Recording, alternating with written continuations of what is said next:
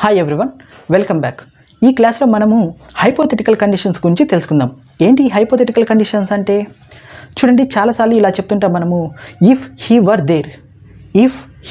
There అన్నాను. మామూలుగా he was there కదా అనాల్సింది. మరి ఎందుకని ఇఫ్ హీ వర్ దేర్ అన్నాము? అది తప్ప. రెండు సెంటెన్స్లు నేను ఇక్కడ రాశాను చూడండి. If he were there he would help. దీని అర్థం ఏంటంటే అతను అక్కడ ఉంటే హెల్ప్ చేస్తారు అని. కానీ సెకండ్ సెంటెన్స్లో మాత్రం వర్ బదులు వాజ్ యూజ్ చేశాను. If he was there he would help. దీని మీనింగ్ ఒకటేనా? కాదు. దీని మీనింగ్ ఒకటి కాదు. కానీ రెండు సెంటెన్స్లో కరెక్టే, రెండు యూజ్ చేయొచ్చు. సో ఈ క్లాస్లో మనము వర్ ఎప్పుడు యూజ్ చేయాలి, వాజ్ ఎప్పుడు యూజ్ చేయాలి, అలా యూజ్ చేయడం వల్ల మీనింగ్ ఏంటో తెలుసుకుందాం. ఓకేనా? ఓకే, దీనికన్నా ముందు నేను ఒక ఎగ్జాంపుల్ చెప్తా చూడండి. మీకు ఒక బ్రదర్ ఉన్నాడు, ఓకేనా? అయితే మీ బ్రదర్ మీ ఫ్రెండ్ వాళ్ళ రూమ్కి వెళ్ళి ప్రతిరోజు ఆడుకుంటూ ఉంటాడు. ఓకేనా? మీ ఫ్రెండ్ వాళ్ళ రూమ్కి మీ బ్రదర్ వెళ్ళి ఆడుకుంటూ ఉంటాడు. అయితే ఒకరోజు కాదు, లేకపోతే నిన్ననే అనుకోండి, నిన్న సాయంత్రము వాళ్ళ రూమ్లో టీవీ పగిలిపోయింది. అయితే ఎవరు పగిలికొట్టారో మీ ఫ్రెండ్కి తెలియదు. అయితే రోజు వచ్చి ఆడుకునేది ఎవరు? మీ తమ్ముడు. కాబట్టి మీ తమ్ముడి మీద అనుమానం వచ్చి అతను వచ్చి మిమ్మల్ని అడుగుతున్నాడు, అరే మీ తమ్ముడు టీవీ పగలగొట్టింటారా అని. అయితే రోజు వెళ్ళి ఆడుకునే మీ తమ్ముడు మాత్రం నిన్న ఆ రూమ్కి వెళ్ళలేదు. నిన్న మార్నింగ్ నుంచి నైట్ వరకు మీతో పాటే ఉన్నాడు, మీ పక్కనే కూర్చొని ఉన్నాడు. So he was with you at the time. Okay, so now he being somewhere is impossible కదా. మీ తమ్ముడు నీతో పాటే ఉన్నాడు, అతను ఇంకొక చోట ఉండడం ఇంపాసిబుల్. అలాంటప్పుడు మనం ఏం యూజ్ చేస్తామంటే, ఎలా రాస్తామంటే చూడండి, మనం ఏం చెప్తాం జనరల్గా, అరే వాడు నాతో పాటే ఉన్నాడ్రా. ఒకవేళ అక్కడ ఉంటే, ఒకవేళ మీ రూమ్లో ఉంటే కనుక నువ్వు వాడిని కొట్టరా, లేకపోతే నువ్వు వాడిని పని చేయరా అంటాం కదా. వాడు నాతో పాటే ఉన్నాడు కాబట్టి నాకు తెలుసు. కానీ నేనేం చెప్తున్నా, ఒకవేళ మీ రూమ్లో ఉంటే నువ్వు వాడిని పని చేయని చెప్తున్నావు. అప్పుడు ఎలా చెప్తామంటే, హీ వాజ్ విత్ మీ. అతను నాతో పాటే ఉన్నాడు. ఇఫ్ హీ వర్, చూడండి వర్ యూజ్ చేశాను. యాక్చువల్గా మనకి ఐకి కానీ, హీకి కానీ, షీకి కానీ, ఇట్కి కానీ వాజ్ యూజ్ చేయాలి. But when we are talking about an imaginary condition, it's not possible. Okay, when we are talking about an imaginary condition, irrespective of subjective case, we should use were. I were, he were, she were, it were use చేయాలి. Okay, if he were there, ఒకవేళ అక్కడ ఉంటే there you could punish him, నువ్వు punish చేయొచ్చు.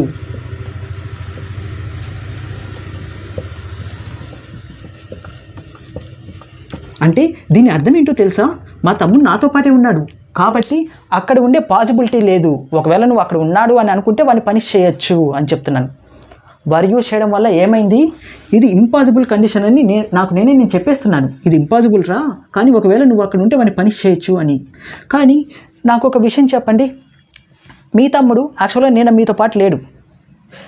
మీతో పాటు లేనప్పుడు daily వెళ్ళి ఆడుకుంటుంటాడు కదా. కాబట్టి now your brother being in that room was possible, it was possible, right? అలాంటప్పుడు ఏం యూజ్ చేస్తామంటే, I don't know where he was, నాకు అతను ఎక్కడ ఉన్నాడో తెలియదు. ఒకవేళ మీ రూమ్లో ఉంటే కనుక నువ్వు పని చేయరా అంటాం కదా. నాకు ఎక్కడ ఉన్నాడో తెలియదు కాబట్టి దెర్ ఇస్ ఏ పాసిబిలిటీ. ఎప్పుడైతే పాసిబిలిటీ ఉంటుందో మనం వర్ యూజ్ చేయం, వాజ్ యూజ్ చేస్తాం. వాజ్ అంటే అన్నిటికీ కాదు, సబ్జెక్టివ్ కేస్ ప్రకారం యూజ్ చేస్తాం. I don't know where he was. I don't know where he was, అతను ఎక్కడున్నాడో నాకు తెలియదు. But if he was there you could punish him. ఒకవేళ అతను అక్కడ ఉంటే కనుక నువ్వు పనిష్ చేయొచ్చు అంటున్నాను. If he was there you could punish him. అంటే ఎప్పుడైతే వాజ్ యూజ్ చేశానో సబ్జెక్టివ్ కేస్కి, హీకి కానీ, ఐకి కానీ, లేకపోతే షీకి కానీ, ఇట్కి కానీ వాజ్ యూజ్ చేశాను, నేనేం చెప్తున్నానంటే అక్కడ ఒక పాసిబిలిటీ ఉంటుంది. ఓకే, అతను అక్కడ ఉండొచ్చు, ఒకవేళ ఉంటే కనుక నువ్వు పని చేయరా అని చెప్తున్నాను. అర్థమైందా? చూడండి, ఇలా చెప్పడం వల్లనేమో అతను అక్కడ ఉండే పాసిబిలిటీ ఉంది. ఇఫ్ హీ వాజ్ దేర్, ఒకవేళ అతను అక్కడ ఉంటే నువ్వు పని చేయని. ఇఫ్ హీ వర్ దేర్ అంటేనేమో అక్కడ అతను ఉండడు, ఒకవేళ అలా ఉంటే కనుక పని చేయమని. అర్థమైందా? అంటే వాజ్కి బదులు వర్ పెట్టడం వల్ల, చూడండి వాజ్కి బదులు వర్ పెట్టడం వల్ల మనం ఇది జరగదు అని చెప్తున్నాం, కానీ ఒకవేళ జరిగితే అని చెప్తున్నాం. జరగదు కానీ జరిగితే వాజ్ పెట్టడం వల్ల జరిగే ఛాన్స్ ఉంది, జరిగితే. అర్థమైందా?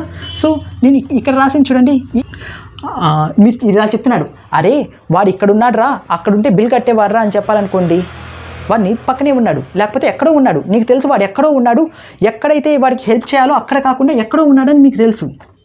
సపోజ్ ఈ ప్లేస్లో వాడు హెల్ప్ చేయాలనుకోండి, వీడు ఇక్కడ కాకుండా ఎక్కడో ఉన్నాడని మీకు తెలుసు. అప్పుడు మీరు ఏం చెప్తారు? అరే వాడు అక్కడ ఉంటే హెల్ప్ చేస్తాడరా అని చెప్తారు కదా. వాడు అక్కడ ఉంటే హెల్ప్ చేస్తాడు, కానీ వాడు అక్కడ ఉన్నాడా? లేడు, ఎక్కడో ఉన్నాడు. అలాంటప్పుడు if he were there he would help, వాడు అక్కడ ఉంటే వాడు హెల్ప్ చేస్తాడు అని చెప్పాలి. అలా కాకుండా మీ ఫ్రెండ్ ఎక్కడున్నాడో తెలియదు, ఎవరికో హెల్ప్ కావాలి, ఓకేనా, ఎవరో ఫోన్ చేశారు హెల్ప్ కావాలి, మనం ఏం చెప్తాం? అరే వాడు అక్కడ ఉంటే హెల్ప్ చేస్తారా అని చెప్తాం కదా. అంటే ఈ సెన్స్ ఏంటి? వాడు అక్కడ ఉంటే అంటుంటే ఒకవేళ అక్కడ ఉండే ఛాన్స్ ఉంటే కనుక వాడు హెల్ప్ చేస్తాడు అని చెప్తున్నాం. ఉండే ఛాన్స్ ఉండి హెల్ప్ చేసినప్పుడు if he was there he would help అనాలి. అర్థమైందా? ఒకవేళ అతను అక్కడ ఉండే ఛాన్స్ ఉంటే if he was there he would help అనాలి. అంతేకాని if he were there he would help అనకూడదు. మీకు ఖచ్చితంగా తెలిస్తే అతను అక్కడ ఉండడు, ఇది కేవలం నా ఇమాజినరీ సిచ్యువేషన్ కండిషనే అని చెప్తుంటే కనుక ఇఫ్ హీ వర్ అని యూజ్ చేయాలి. అర్థమైందా?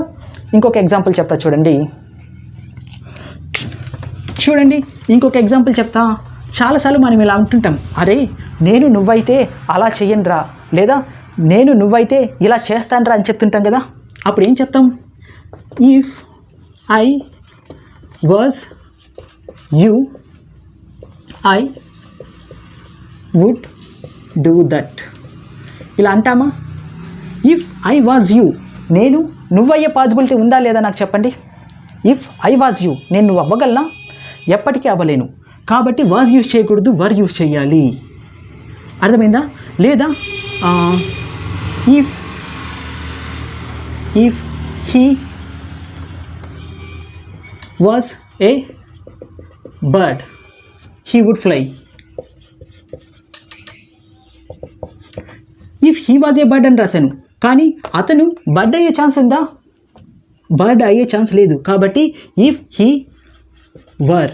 ఒకవేళ నేను అతను కాకుంటే ఇలా చెయ్యను అని, నేను అతను అయితే ఇలా చెయ్యను అని చెప్పాలంటే ఇఫ్ నేను అతను అయితే ఇఫ్ ఐ వర్. చూడండి ఇక్కడ హిమ్ అని పెట్టకూడదు. చాలామంది ఏం చేస్తారంటే ఇఫ్ ఐ వర్ హిమ్ అని పెడతారు. ఇఫ్ ఐ వర్ హిమ్ అని పెట్టకూడదు, ఇఫ్ ఐ వర్ హీ అని పెట్టాలి. ఓకేనా? అంటే నేను అతను అయితే నేను అది చెయ్యను, ఐ వుడెంట్ డూ దట్.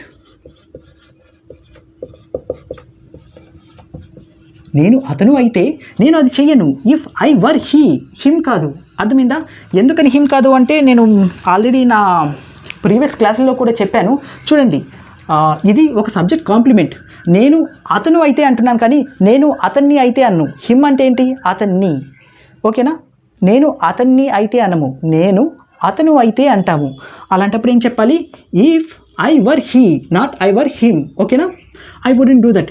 నేను అతను అయితే అది చెయ్యను. చూడండి, ఇది గుర్తుపెట్టుకుని, ఇది సబ్జెక్టివ్ కేసు పెట్టాలి. మనం ఏమంటాం? అరే నేను మనిషి కాకుంటే హ్యాపీగా ఉండేవాడిని అంటాం కదా. మనం అప్పుడప్పుడు అంటుంటాం, అరే నేను మనిషిగా పుట్టాం కాబట్టి ఇన్ని కష్టాలు రా, మనిషి కాకుండా ఏదో జంతువు అయితే బాగుండేదని, హ్యాపీగా ఉండేవాడిని. ఇఫ్ ఐ వరెంట్ యూజ్ చేయాలి, వాజెంట్ అని యూజ్ చేయకూడదు. ఎందుకని? నువ్వు ఆల్రెడీ హ్యూమన్ కాకుంటే అంటున్నావు. If I weren't human I would be happy. నేను హ్యాపీగా ఉండేవాడిని. అర్థమైందా? చూసారా, వరెంట్ అని యూజ్ చేసాము. ఏదైతే నువ్వు అవునో, ఇక్కడ నువ్వే కాదు, ఒకవేళ హీ అయినా పెట్టచ్చు, హీ కానీ షీ కానీ ఏదైనా సరే, ఏదైనా కానీ అది నిజమైందని మనం కాదు అని చెప్తున్నాము, లేదా కాని దాన్ని నిజము అని చెప్తున్నాము. అలాంటప్పుడు ఏం చేయాలంటే వర్ యూజ్ చేయాలి. ఒకవేళ అది నిజమే అయితే గినక ఐకి కానీ షీకి కానీ ఇట్కి కానీ వాజ్ యూజ్ చేస్తాం కాబట్టి వాజే యూజ్ చేయాలి. దేకి కానీ వీకి కానీ ఏదైనా ప్లూరల్ సబ్జెక్ట్కి వర్ యూజ్ చేస్తాం కాబట్టి వరే యూజ్ చేయాలి. అర్థమైందా? ఇంకొన్ని ఎగ్జాంపుల్స్ చెప్తా చూడండి.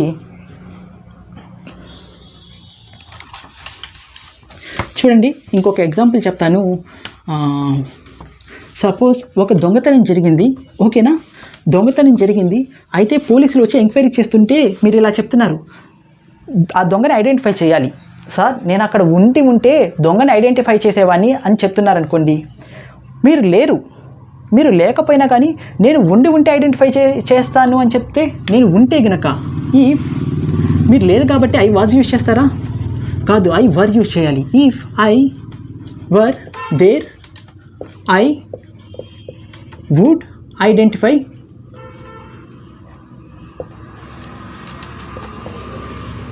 హిమ్.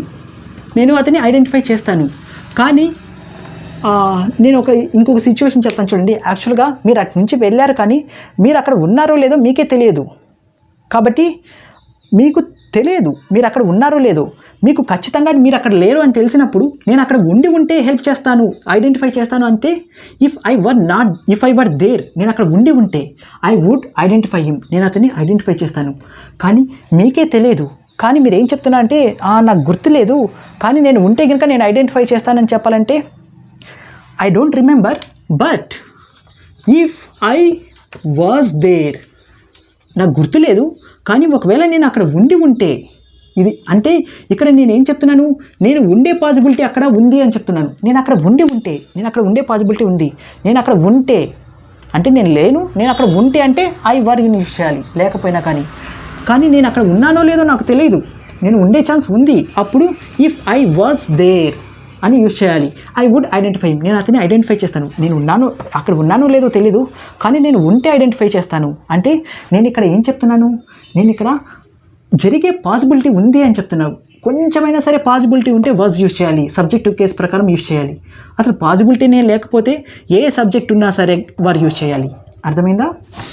ఓకే, ఇంకొక ఎగ్జాంపుల్ చెప్తా చూడండి. ఏం చెప్దాం చూడండి. మీరు బయట వెళ్తూ ఉన్నారు. అయితే మీరు ఒక కార్ని చూశారు.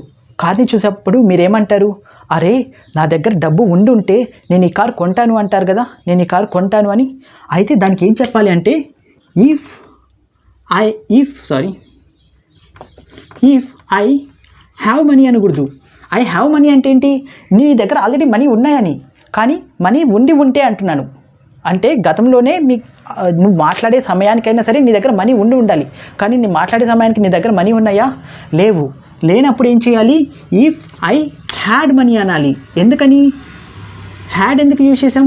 యాక్చువల్గా వాజ్కి బదులు వర్ ఎప్పుడు పెడుతున్నామంటే ఈజ్ పెట్టాల్సి వచ్చినప్పుడు, యామ్ పెట్టాల్సి వచ్చినప్పుడు, వాజ్ పెట్టాల్సి వచ్చినప్పుడు. ఇవి ఎప్పుడు పెడతాం? ఐ యామ్ దేర్, నేను అక్కడ ఉన్నాను. గతంలో ఉంటే ఐ వాజ్ దేర్. లేకపోయినా కానీ ఒకవేళ ఉంటే I were there, if I were there కదా. మామూలుగా అయితే అలా కాకుండా ఈ స్టేటివ్ వెర్బ్స్కి కాకుండా ఏదైనా కానీ యాక్షన్ వెర్బ్కి కానీ లేకపోతే పొజిషన్ వెర్బ్కి కానీ మనం ఏం చేస్తున్నాం? సపోజ్ నిన్న చెప్పాను కదా, నేను బాగా రాసి ఉంటే అంటున్నా. బాగా రాసి ఉంటే అనడానికి ఇఫ్ ఐ వ్రోట్ వెల్ అంటున్నాను. ఐ రైట్ వెల్ అనట్లేదు, ఏమనట్లేదు. అంటే ఇది వెర్బ్ సెకండ్ ఫామ్. మరి హ్యావ్కి ఇప్పుడు ఉండడం అంటే హ్యావ్ అని. హ్యావ్కి సెకండ్ ఫామ్ ఏంటి? Had. If I had money I would buy that car, నేను ఆ కార్ కొంటాను.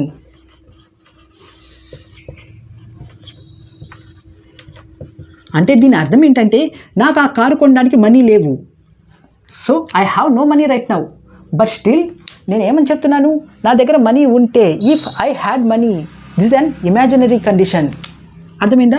అయితే అందరూ ఈ హ్యాడ్ని చూసి ఏమనుకుంటారంటే ఇది ఒక పాస్ట్ పర్ఫెక్ట్ అనుకుంటారు. కాదు, ఇది సింపుల్ పాస్ట్. పాస్ట్ పర్ఫెక్ట్ కాదు. పాస్ట్ పర్ఫెక్ట్లో హ్యావ్ కానీ హ్యాడ్ కానీ వచ్చినప్పుడు హ్యాడ్ లేకపోతే హ్యాడ్ ప్రెజెంట్ పర్ఫెక్ట్ అని, పాస్ట్ పర్ఫెక్ట్ కానీ ప్రెజెంట్ పర్ఫెక్ట్ అయితే హ్యాడ్ వస్తుంది, హ్యాడ్ వస్తుంది. కానీ ఇది ఒక సింపుల్ పాస్ట్. అర్థమైందా ఈ హ్యాడ్ అనేది? ఎందుకని ఐ హ్యావ్ మనీ అంటే ఇది ఒక సింపుల్ ప్రజెంట్. నా దగ్గర మనీ ఉందని చెప్తూ ఉన్నాను, నా పొజిషన్ చెప్తున్నాను. ఇది simple past. If I had money I would buy that car. అంటే నా దగ్గర మనీ లేవు, కానీ నా దగ్గర మనీ ఉంటే నేను కొంటాను అని. మీకు ఇంకొక చిన్న ఎగ్జాంపుల్ చెప్తాను. యాక్చువల్గా చాలామంది ఏం చేస్తుంటారంటే, సపోజ్ నేను ఒక ఎగ్జాంపుల్ చెప్తాను చూడండి. నిన్న ఏదో ఒకటి జరిగింది. అయితే నేను అక్కడ ఉంటే హెల్ప్ చేసే వాడినిరా, వాళ్ళకి ఏదో ఒక యాక్సిడెంట్ జరిగింది అనుకోండి. అరే నేను అక్కడ ఉంటే వాళ్ళకి హెల్ప్ చేసి ఉండేవాడిరా అని చెప్పడానికి చాలామంది ఏం చేస్తారంటే if I were there I would help ఇలా చెప్తారు. ఇలా చెప్పి వాళ్ళు ఏమనుకుంటారంటే if I were there, accident నిన్న జరిగింది, వాళ్ళందరినీ తీసుకొని వెళ్ళిపోయారు. కానీ if I were there I would help అంటే అందరూ ఏమనుకుంటారంటే నేను నిన్న అక్కడ ఉంటే వాళ్ళకి సహాయం చేసి ఉండేవాడిని అనుకుంటారు. నిన్న అక్కడ ఉంటే సహాయం చేసి ఉండేవాడిని అనుకుంటారు. కానీ దీని మీనింగ్ ఇది కాదు. దీని మీనింగ్ ఏంటంటే నేను అక్కడ ఉంటే సహాయం చేస్తాను అని. కానీ ఆల్రెడీ సహాయం చేసి ఉండేవాడిని అని చెప్పాలంటే if I were there I would help అనకూడదు. నేనేం చెప్పాను, ఇది ప్రజెంట్, ఇది నౌ, రెండు గతంలోనే జరిగిపోయాయి. యాక్సిడెంట్ ఇక్కడే జరిగిపోయింది, సహాయం చేసి ఉండడం కూడా ఇక్కడే జరిగిపోయి ఉండాల్సింది, జరగలేదు. కాబట్టి ఒకవేళ నేను అక్కడ ఉంటే సాయం చేసి ఉండేవాడిని. అర్థమవుతుందా? చేసి ఉండేవాడిని, చేస్తాను కాదు, చేసి ఉండేవాడిని అని చెప్పాలంటే if I had been there I would have helped. I would have helped them. ఓకేనా? నేను వాళ్ళకి సహాయం చేసి ఉండేవాడిని, నేను అక్కడ ఉంటే సహాయం చేసి ఉండేవాడిని. అంటే ఇది ప్రజెంట్ అనుకోండి, ఇతను అక్కడ ఉండకపోవడం జరిగిపోయింది, సాయం చేయకపోవడం జరిగిపోయింది. కానీ రెండు పాస్ట్లోనే జరిగిపోయాయి. ఏదైతే ముందు జరిగిందో అక్కడ ఉండడం ఏది, అతను అక్కడ ఉండడం ముందు జరిగి ఉండాలి కదా, నేను అక్కడ ఉంటేనే కదా నేను సహాయం చేసేది. అలాంటప్పుడు దీన్ని పాస్ట్ పర్ఫెక్ట్లో చెప్పాలి. ఐ వాజ్ దేర్కి పాస్ట్ పర్ఫెక్టే ఐ హ్యాడ్ బీన్ దేర్. ఓకేనా? ఉంటే సాయం చేసి ఉండేవాడిని, సాయం చేస్తాను కాదు, సాయం చేసి ఉండేవాడిని. దీని అర్థం ఏంటంటే నేను అక్కడ ఉంటే సాయం చేస్తాను. ఈ వీడియో మీకు నచ్చితే కనుక లైక్ చేయడం, షేర్ చేయడం మాత్రం మర్చిపోకండి. Thank you.